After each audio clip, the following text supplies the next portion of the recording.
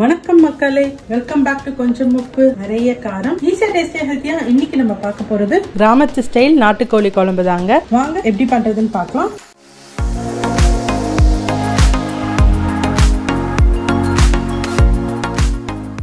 முதல்ல நம்ம நாட்டுக்கோழி வேக வச்சுக்கலாம்.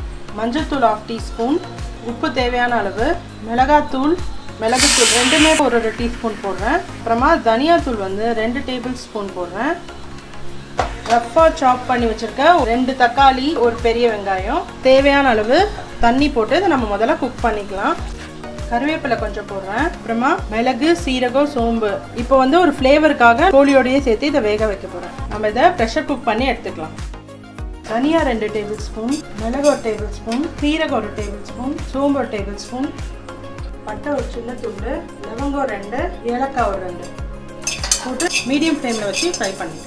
நல்லா வாசனை வர வரைக்கும் நம்ம வறுத்துக்கணும். இப்போ ட்ரையான ஐட்டம்ஸ்லாம் நம்ம ரோஸ்ட் பண்ணிட்டோம். அடுத்தது நம்ம கொஞ்சோண்டு ஆயில் விட்டு மற்றதெல்லாம் ஃப்ரை பண்ணிக்கலாம். அதே கடாயில் ஒரு டேபிள் ஸ்பூன் ஆயில் போட்டுக்கிறேன். இதில் ஒரு 1/4 மூடி தேங்காய், ஒரு 5 பல்லு பூண்டு, அதே மாதிரி சின்ன வெங்காயம் ஒரு 5-6, சின்ன துண்டு இஞ்சி, இது எல்லாத்தையுமே போட்டு நம்ம ஃப்ரை பண்ணிக்கலாம்.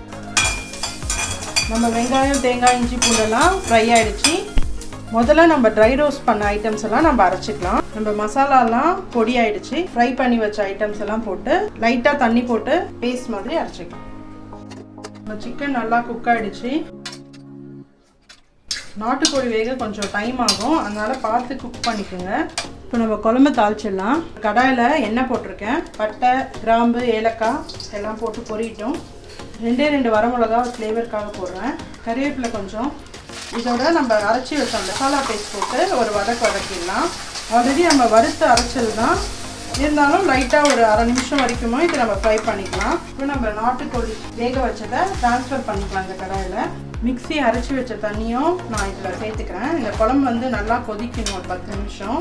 கொஞ்சம் இப்போ தண்ணியாக இருக்குது, நம்ம தேங்காயெல்லாம் போட்டு அரைச்சிருக்கோம். கொதிக்க கெட்டியாகும். நான் ரொம்ப கெட்டியாக வைக்கல, கொஞ்சம் வாட்டியாக தான் வச்சுருக்கேன். உங்களுக்கு கெட்டியாக வேணும்னா தேங்காயோட அளவு ஜாஸ்தி பண்ணிக்கோங்க. இது நல்லா கொதிக்கணும். ஒரு 10 மினிட்ஸாக நல்லா சிம்மில் வச்சு நல்லா கொதிக்க வச்சாச்சு. குழம்பு லைட்டாக சுண்டிருக்கு.